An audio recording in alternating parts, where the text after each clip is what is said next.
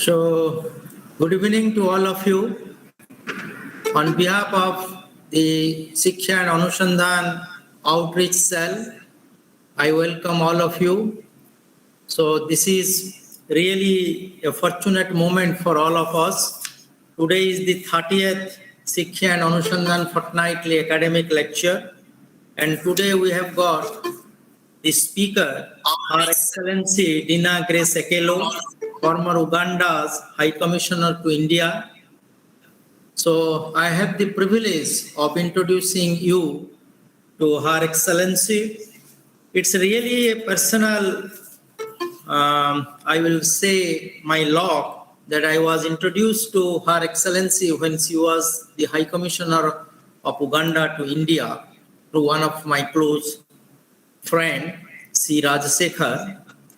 And before introducing Her Excellency, I must say that when I was presented 4 books of her writings, I was very much impressed by my barren song. And from that day, I had a desire that I will request Her Excellency to kindly deliver the prestigious 30th Shiksha and Anushandhan Fortnightly Academic Lecture. And I coined the topic as my barren song, Transcending Boundaries. So we have got professors, deans, NSS volunteers, students, our pro-chancellor, and many distinguished audience from the university and outside the university. I must say that from the ashes of Idi Amin's oppression, Mrs. Dina Grace Ekelo has risen like a phoenix. The solitude, warmth, tranquility, and peace Tanzania provided to this mother of 4 from Uganda during her struggling phase of life is the backdrop on which has bloomed this beautiful book, My Barren Song. It is in Tanzania where she learned clearly that every Africa is her sister, every African is her sister or brother, and that every human being is a potential friend or enemy. This is, I'm quoting from her book. The killings, the brutalities, the torture, the inhuman treatment has made this lady from Uganda not a bit resentful, rather made her gently brave. The gentleness and the courage with which she has stood like a rock-solid Gibraltar, my salutation to her. And with these words, I will introduce this great lady from Uganda to our distinguished audience. Prior to the end of her 4-year tenure as Uganda's High Commissioner to New Delhi, Ambassador Dina Grace Ekelo, pronounced Ekelo, had worked as Ambassador of Uganda in the Republic of Italy, accredited to Greece, Malta, Cyprus, Albania, Bosnia-Herzegovina, Croatia, Macedonia, Serbia, and Slovenia. She was also permanent representative of Uganda to the United Nations Food and Agriculture Organization, World Food Programme, and the International Fund for Agricultural Development. Based in New Delhi, Ambassador Ekelo is Uganda's envoy to India and the Southeastern Asian countries of Nepal, Maldives, Sri Lanka, Bangladesh, and Singapore. She holds a Master of Arts degree in Human Development and Food Security, Roma Tre University, Italy, and a Bachelor of Arts degree in Social Work and Social Administration, Makerere University, Uganda. In early March 2022, Mrs. Ekelo received an honoris causa degree from Hindustan University, also known as the Hindustan Institute of Technology and Science, for her work on peace and development in Uganda and promoting international understanding through diplomacy. In her dedicated service spanning 45 years, Ambassador Grace Ekelo has served in various capacities in government of Uganda, including as Minister and Member of Parliament, and in other global platforms such as the Commonwealth Secretariat, United Kingdom, and the East African Community, Kenya and Tanzania. Writing takes up a good proportion of the ambassador's spare time. In her 4th book published in August 2021, Ms. Grace Ekelo explores vexing issues of income and income and special inequities showing how these have affected socio-economic growth in her country, Uganda. Ambassador Ekelo is married with 4 grown-up sons. I am just quoting one poem of Madam Ekelo, The Tide. The tide surges in, it roars, it breaks, then recedes, quiet and calm prevail, but lurking and hoping persistently, praying and wishing, one obscured by the woody palms, vigil most strict observes, and sightings even of a lost cell, his heart and pulse electrify in anticipated homecoming. So this barren song, Transcending Boundaries, I hope all of you will be, not only you will be entertained, but you will peep into the golden heart of a great African lady. So with these words, I request Madam Akelo to kindly address the audience. Madam.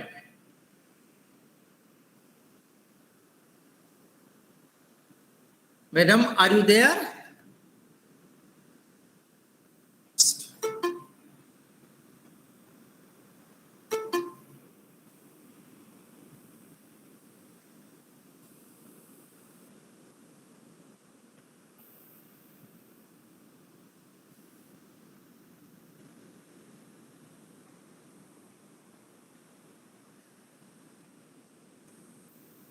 Hello, madam. Are you there? Just probably the connectivity is a big problem. Let me talk. Hello?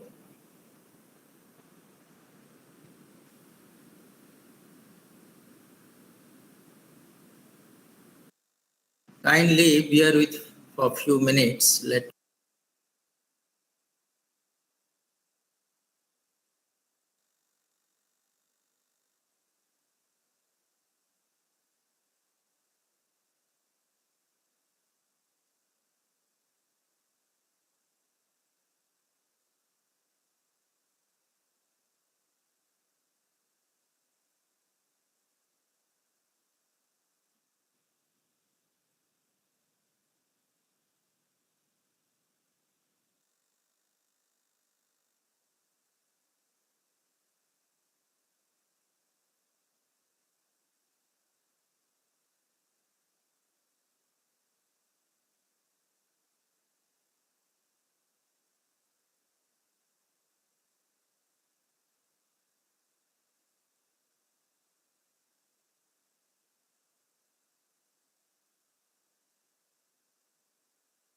Something went wrong. I had just a talk with her. Just please wait.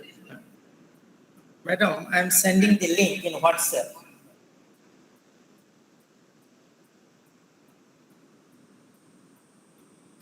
Join करो.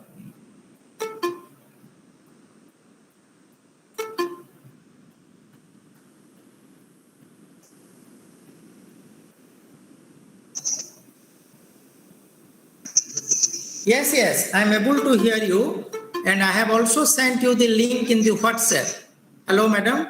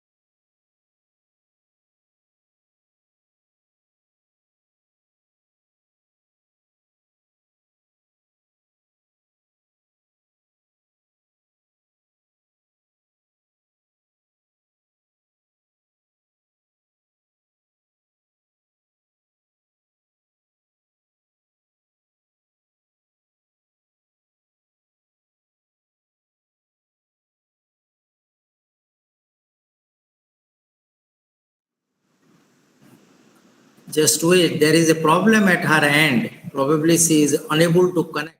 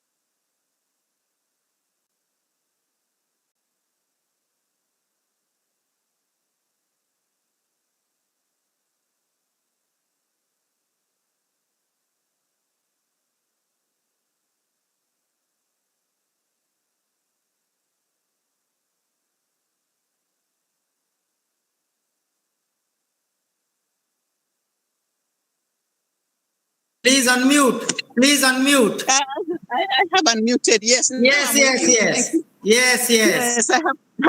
I'm so Okay. sorry. I've come to come out of my house and go somewhere else. Okay. Now you are visible, and I am done with the introduction, so you can straight away start. Okay. Now, let me see whether I can. I'm literally walking on the road, so let me say that the Vice Chancellor of the University, Professor Nichieta Sharma, distinguished professors in your fields of learning, excellencies, ambassadors, and members of the diplomatic corps, distinguished executive leaders, the student body, ladies and gentlemen. First, I would like to thank Professor Nichieta Sharma very much for inviting me to give this 30th oration to the great University of SOA NSS in Bhubaneswara, Odisha. I feel greatly honored to address such a high-level audience as is with us tonight. The beauty of the written word in a mutually intelligible language is that it transcends generations. The beauty of poetry in a mutually intelligible language is that it not only transcends generations, it transcends boundaries as well.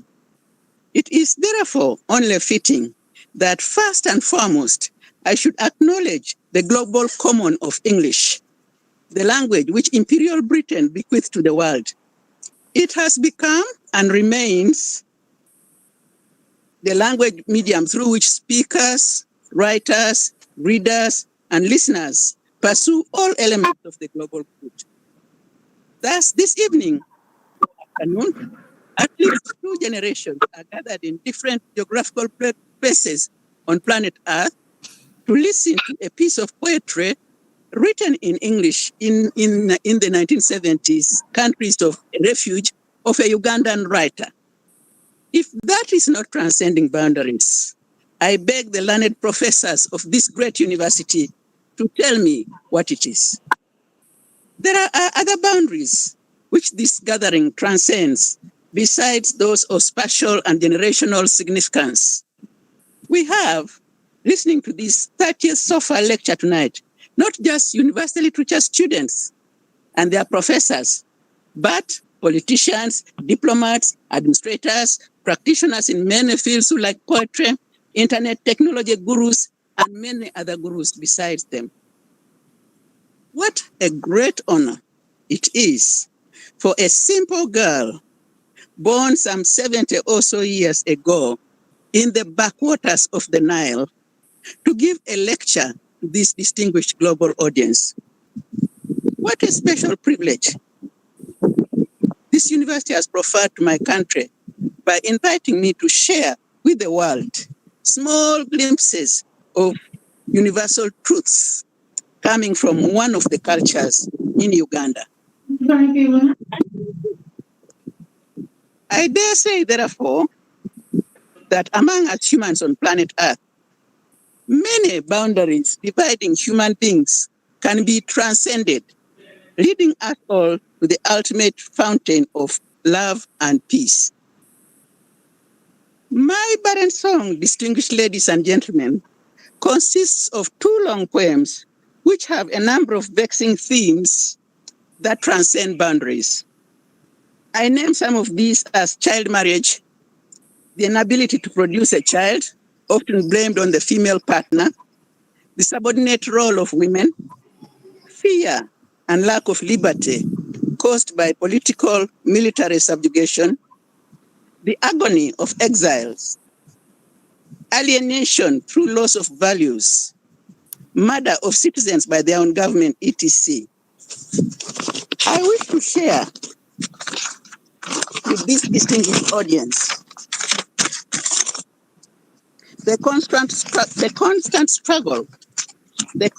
struggle of the characters in these poems to rise above the milieu of abuse, subjugation, oppression, and the wholesome murder of people in their cultural values. The character in my barren song invokes nature to convey her desolation. Her own genius has rejected her, and she therefore turned to the ocean, to the river, to the wind for audience. It is the river which marked her stages of growth. The sun-kissed, slow-flowing river, though whispering forever in odd tones, reflected the somberness of the full moon, still held the smile of the sun. That's how she describes her river friend.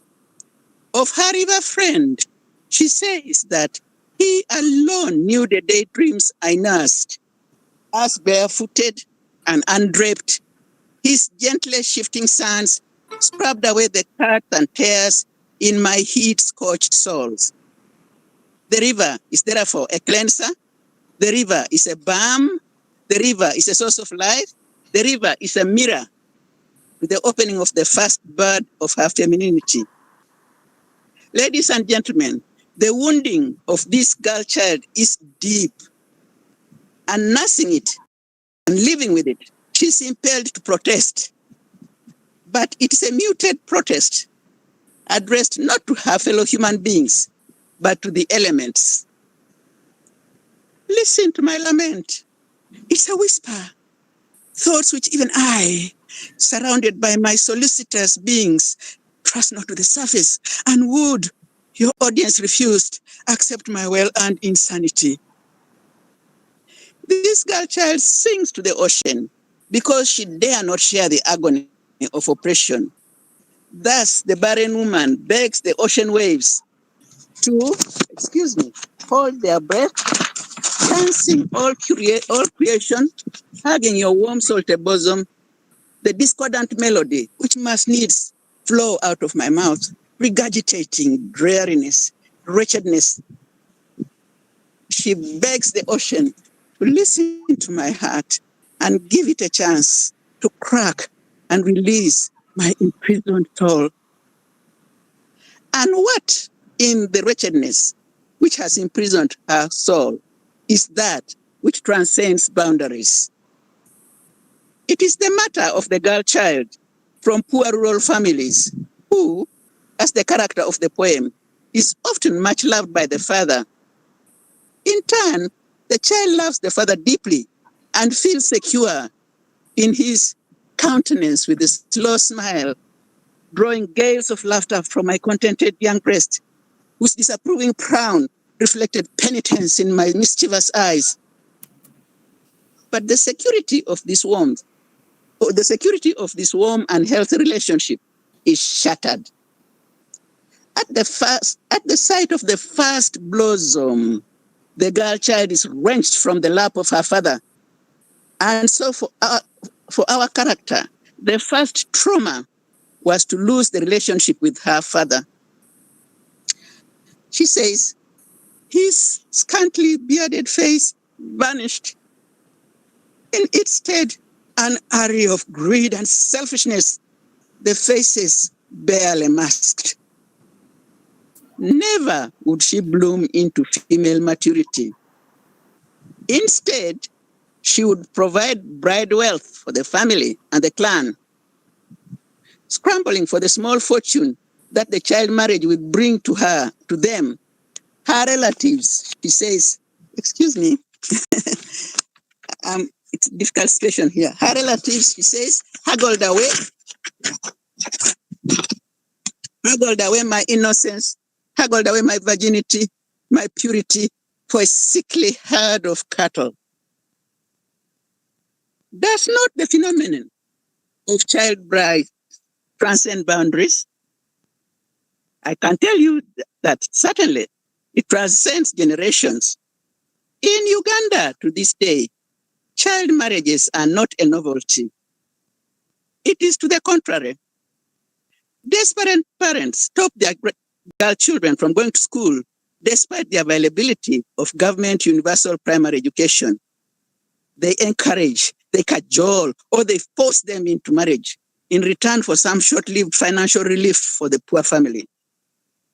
To compound the grave injury to the young soul, such marriages are often polygamous.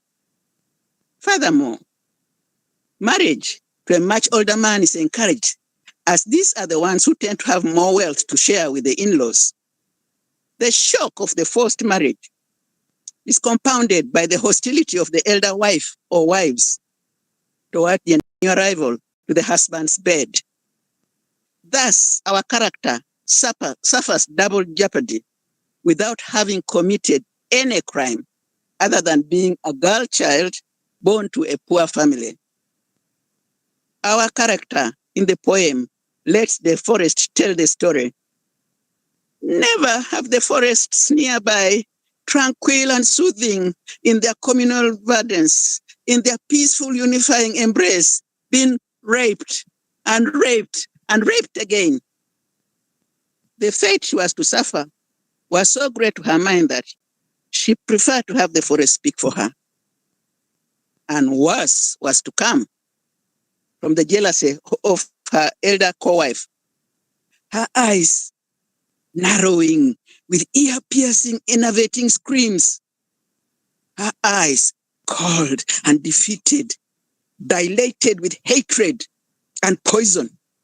As her husband's praises, she yelled for this sickly, gaping treat. This thing, she says, the forest did not re-echo. She referred her suffering to the forest, seeking arbitration. Perhaps because the forest allows its young to grow into its own communal verdance. One cannot, however, escape from the experiences of living in human society by talking to the elements forever. The level of conflict is too high for our character. It was resolved. It had to be resolved by a destructive frenzy, madness. So she says, Mylene arms, charged with explosive energy, grabbed shaven heads and unshaven heads, shaking them until the teeth rattled, threatening to unlodge themselves from the fear-gripped, wide-flung, mumbling, stinking, greedy mouths.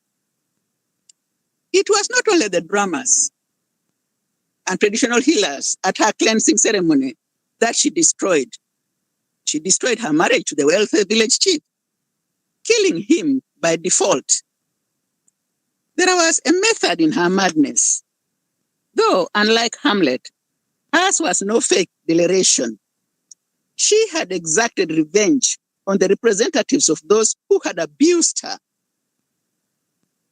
More fundamentally, it was a vengeance against social norms which destroyed girl children in order for society to prosper and replicate itself. At the apogee of her nemesis, she kills her husband.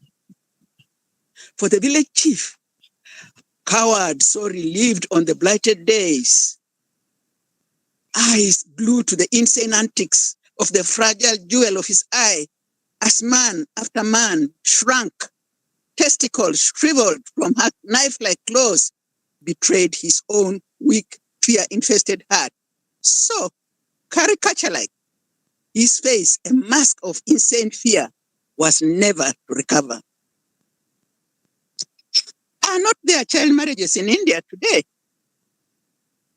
Are child marriage and its associated ills only on planet Earth, only to be found in Uganda? Look around you today. In some countries, 76% of the marriages are of girl children. One of the saddest data banks kept by the United Nations Children's Fund, UNICEF, must be that of countries where child marriage is normal practice. Does the practice then not transcend boundaries? Ladies and gentlemen, girl-child marriage is one of the gravest manifestations of the subordination of women. Another manifestation of female subjugation is explored in the second part of my barren song. This is the scourge of infertility, which until recently, even in developed countries, was wholly blamed on the female of the species. Our character in the poem endures a two-edged agony over her childlessness. She has found in her second marriage a man who had helped her get over the trauma of her first marriage.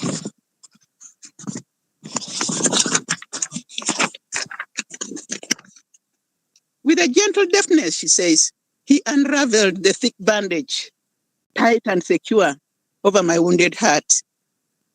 Clotted, clogged, blood, hurting with fresh, needle-like sharpness. Each time, his insistent warm eyes bade me show him the depth of the wound. His timid, smiling eyes, in brown pools of softness and love, coaxed me, show him the wound, to nurse and to heal.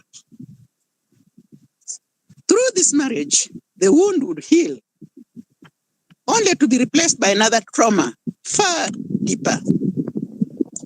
The love which she found and shared would have resulted in an offspring, but she was not to see their love transformed in this manner. They could not conceive, a pain which she could only experience in reference to the elements. First the moon, then the wind. Each peeping moonrise, she says, whispering messages of comfort and hope, also echoed messages of contempt, of exclusion. The soothing breeze of the southwesterly wind, flower-scented, grass-scented, mud-scented, understanding and pitying my childish marriage, fanned away the loud, deep-rooted sighs.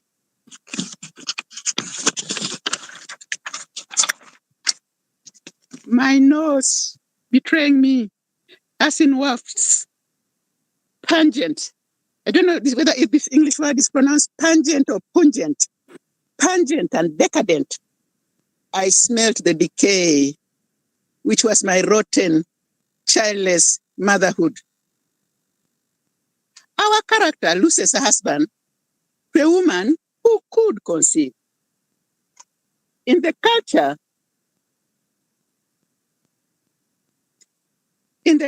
from which the poem is crafted, it would have been the responsibility of the family and the clan to ensure that her husband got another wife who could produce children. As if the pain of her apparent infertility and the marriage of her husband to another wife were not wounds enough. Our character is accused of poisoning the child of the co-wife.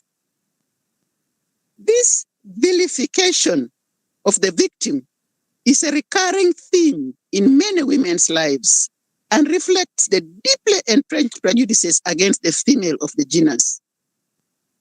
I do not think that I talk only of Uganda in this case, but believe that this form of oppression transcends 1,000 and more boundaries. It is for this reason that I salute the scientific discoveries which have alleviated the agony of childlessness. Such advances in the science of human reproduction demystified it, reducing the matter to sperm analysis in men.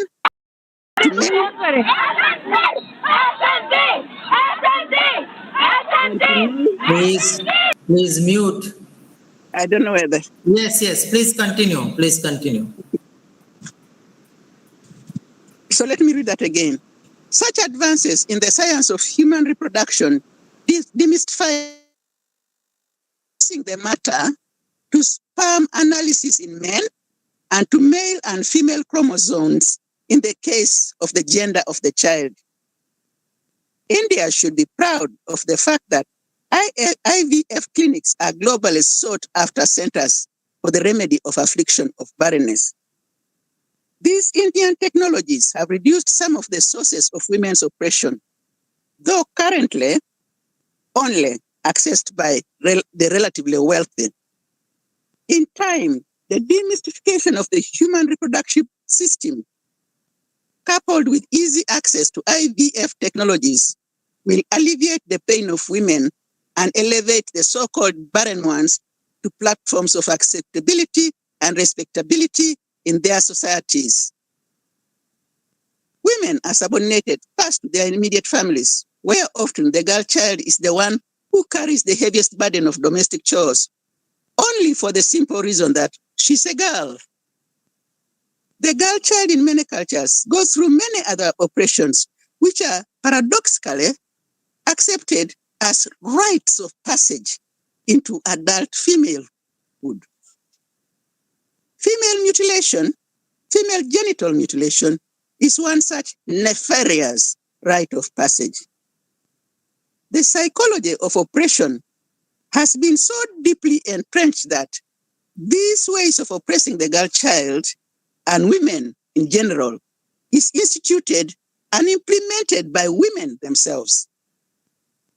The practices negate legal legislation, as girl children are brainwashed into believing in the approbation of society as sufficient reward for the abuse of her body. In Uganda, the women of Uganda, through parliament, passed a law banning genital mutilation. The year that law was passed in Uganda, more girls got cut or had female genital mutilation performed on them than ever in any other year. That goes to show you how deeply entrenched this practice is and how it's perpetuated by the victims themselves, the women. On the one hand, women are vilified when they are victims.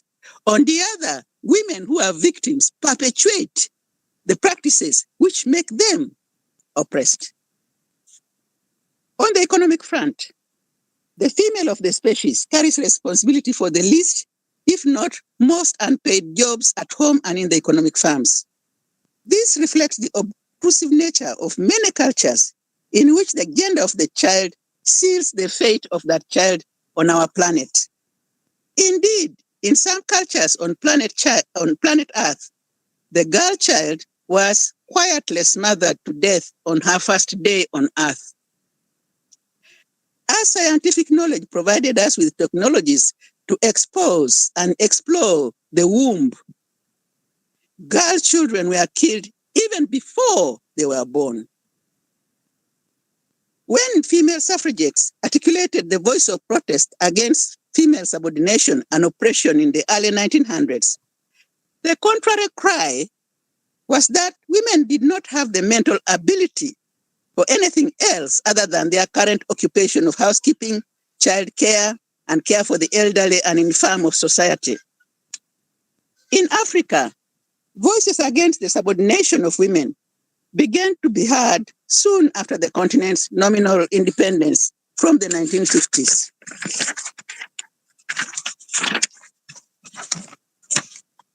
The paradox in the African setting was that while both men and women fought for independence, women were immediately pushed aside once it was attained.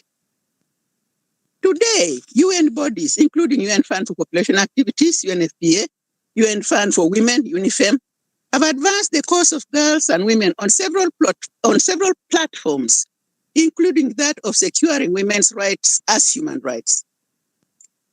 As your outgoing High Commissioner, allow me to comment on India.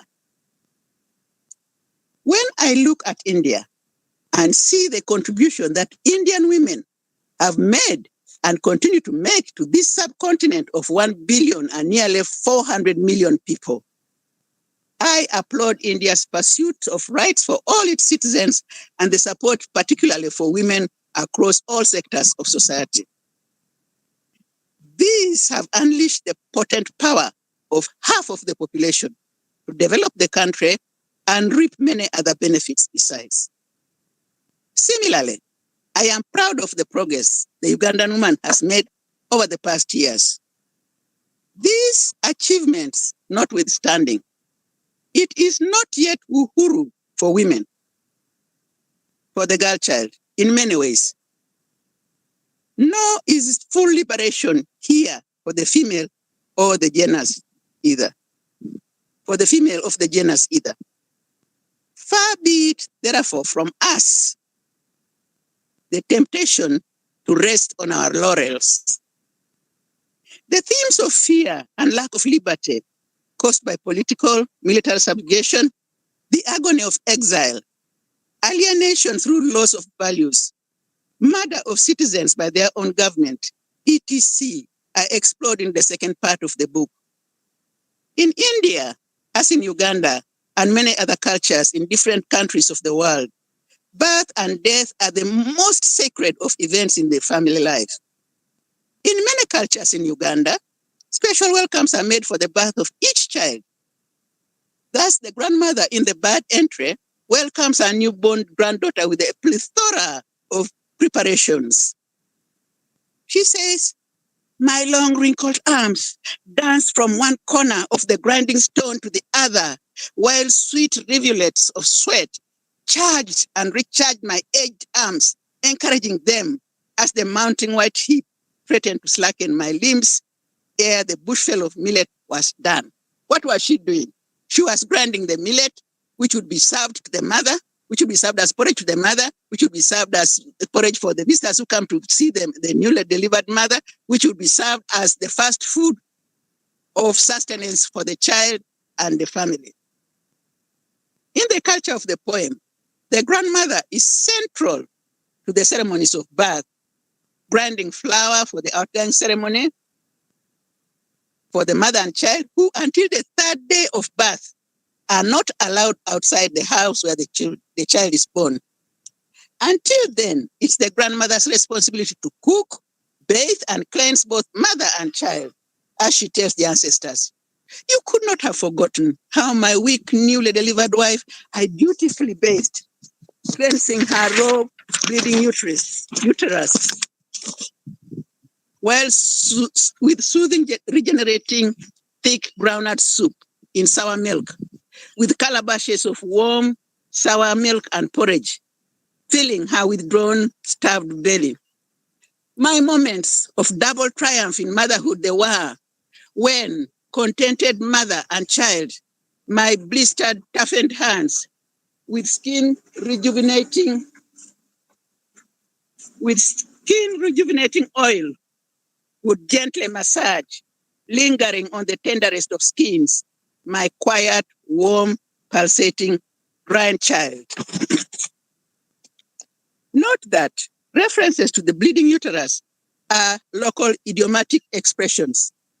Because the uterus is ensconced in the area generally referred to as stomach, it is often referred to as the stomach. But the old women in this cultural group also had vast knowledge of the female reproductive organs. A few of them practiced local medicine, consisting of antenatal clinics for the pregnant woman, as well as regular monitoring of the pregnancy, accompanied by massage after massage after massage. The physical medicine given to the expectant mother in case of illness would come from herbs, would come from leaves, from barks and roots of trees and herbal plants. The food described above is itself medicinal and given only to the newly delivered and lactating mothers. As for the skin rejuvenating ekunguru oil, the world of beauty has woken up to the treasure of trees in Africa, whose fruits sustain humanity as food, as cooking oil, as beauty oil, as remedy oils, etc., etc.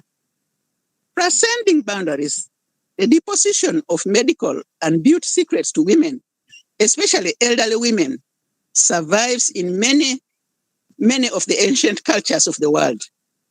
Thus, India has its natural herbs, plants, roots, leaves, buds, etc., which are lovingly transformed into medicines, foods, oils, and beauty products.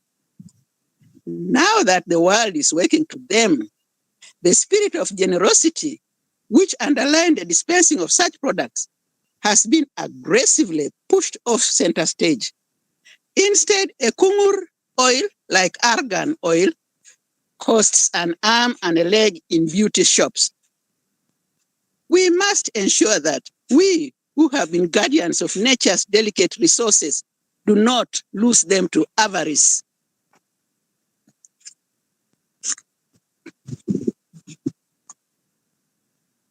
To introduce the newborn child to the world, a special ceremony had to be performed in the family, the clan, and the whole community. The grandmother, therefore, shows off the largesse of her household. My beer flour I soaked, she said. Ululation, sweet and clear, rent the neighborhood again and again. As joyful and rejoicing, I proclaimed the natural birth to my second son by my first wife, a daughter. Now, for those of you who have interacted with me on the days when we have had cause to rejoice, you know what a ululation sounds like. And so I'll make it especially for Professor Nacheketa, who has organized this, because I don't think he had a ululation before. Now, it depends on the occasion and, yes, and the mood. So let me try and make this a joyful ululation. Say,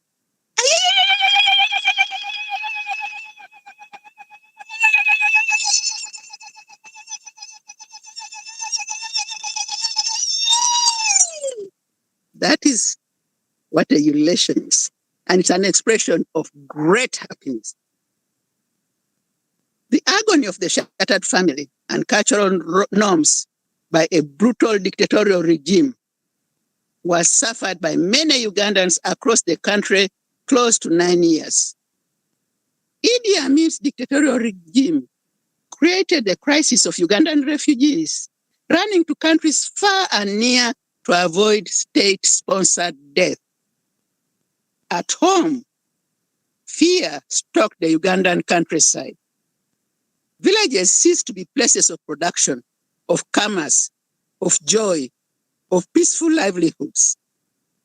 Death was everywhere, and Ugandan rivers were no exemption.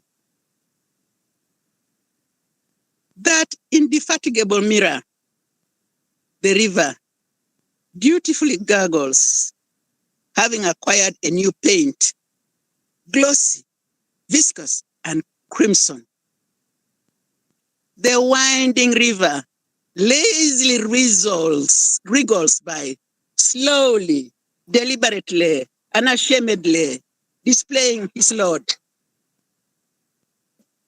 Shaven heads, battered heads, sliced limbs, unidentifiable, mocking, charred trunks, unweary of its load, in fingers and toes, relieves identities of human creation.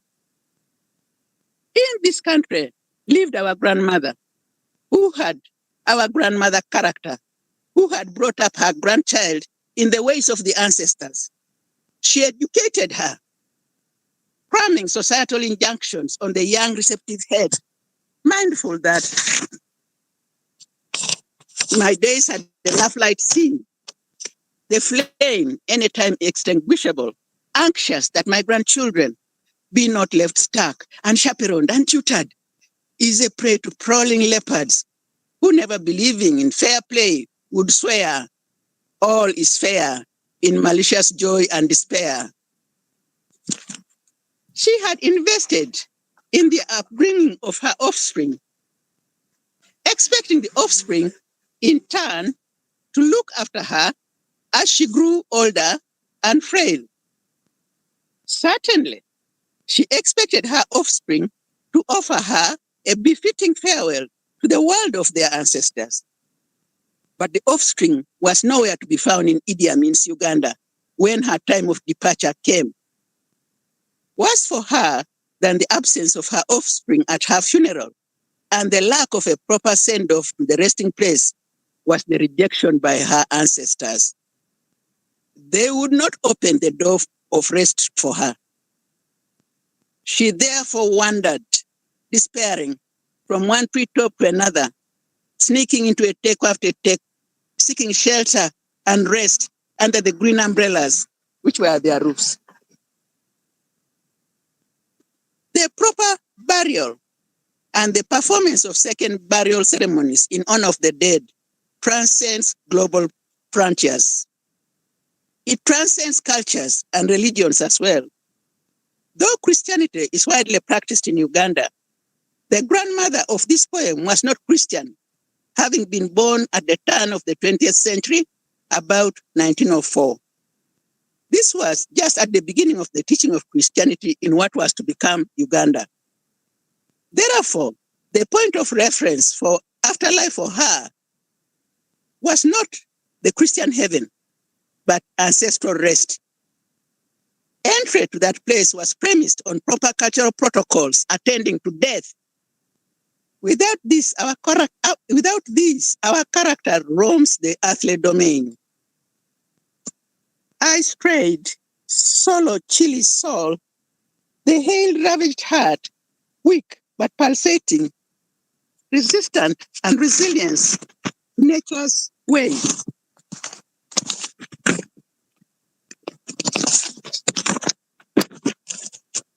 This poem refers to the climate of fear and hatred which the Amin regime unleashed on Ugandan society. There was no peace, even for the dead, because their progeny, sown to lands unknown, had betrayed them by their absence, as discussed above. Of the two long poems in my barren song, the bird entry is the one which can claim the highest place in transcending barriers. Idi Amin's wholesome expulsion of Asians, including Indians, from Uganda was globally known and condemned. It transcended generational, spatial, political, social, economic, and cultural barriers. It created a diaspora of Ugandan Indians who have generated wealth for the countries which were gracious to offer refuge at the time of need. The desperate condition of these people at the time of expulsion from their country is a running SOA in Uganda's history. What the bird entry has done is to explore the fate of the other Ugandans, African Ugandans, who were not expelled, but lived on a day-by-day basis in a country ruled by the capricious dictator. In so doing, it has opened a window to another view of displacement. Whereas the Ugandan Asian had been physically expelled and went through many great trials and suffering, the Ugandan African who lived at this time similarly went through the agony and desperation of internal exile, so to speak. I borrow the words of an understatement from the famous African book titled Chinma Chebe. These Ugandans, they were no longer at ease. I thank you very much, distinguished audience, Professor Sharma, and all the other leaders and the professors and lecturers and students who are listening to me. I'm sorry we had a rough chat. I do not know whether we managed to make up for it, but I have tried. And this is where I thought I should stop. Thank you, madam. Thank you. Thank you, madam. So we are really privileged to have you amongst ourselves. And if you will permit, we can take one or two questions. Before asking, actually, on behalf of the university, we are extremely privileged to have you.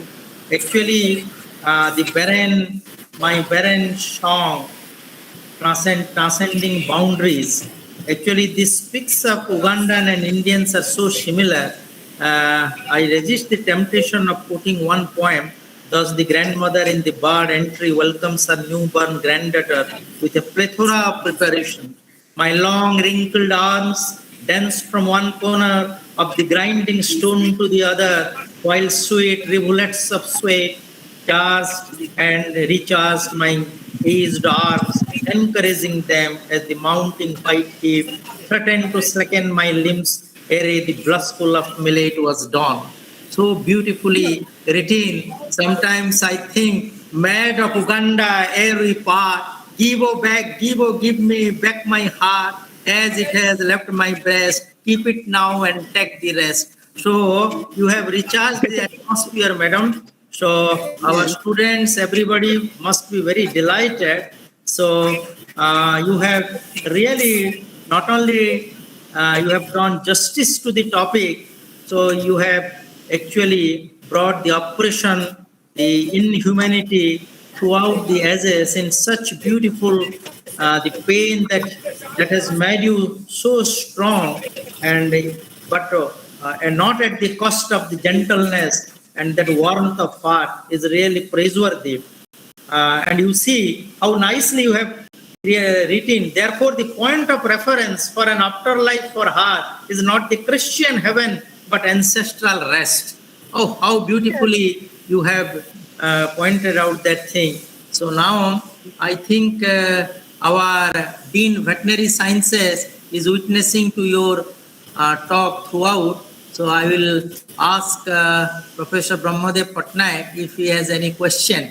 Actually, sir, once you read her book, The Barren Song, then probably otherwise, unless we have a background, it is very difficult to understand Yes. on what background she has written these poems. So probably I am going to translate that into Odia, so that Right.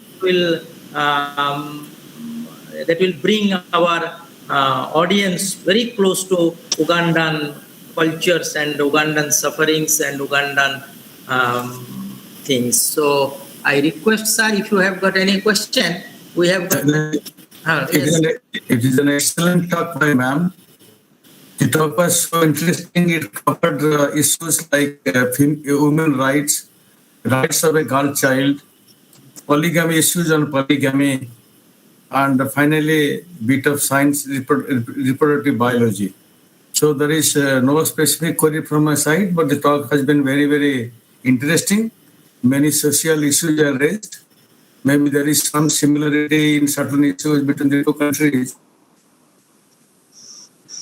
Okay, thank you, sir. Our student friends, if you Thank have you. got any question, Julius, have you got any question?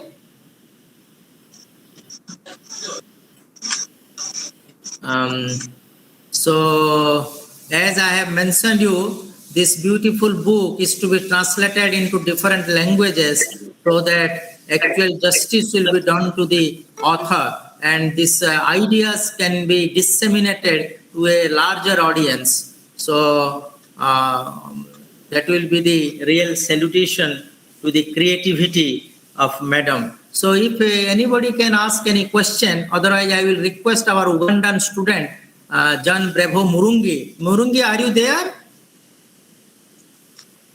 Yes, sir, I'm there, sir. Yes. Madam, John Bravo Murungi is doing his BTech in civil engineering. This is his final year.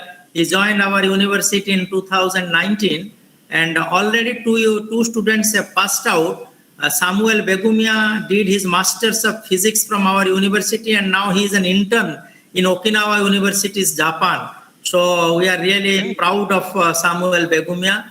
And Joyce Kainja did her Masters in Civil Engineering, and now she is in Kampala, probably doing her own business. And John Bravo Murungi is really a very good student, and she is also was an intern in Indian knowledge system, particularly in digitization of ancient manuscript and literature. So when he will go back to Kampala, he will be a real asset for the Ugandan pupil, where he has the technical know-how of how to preserve ancient literature and keep it in the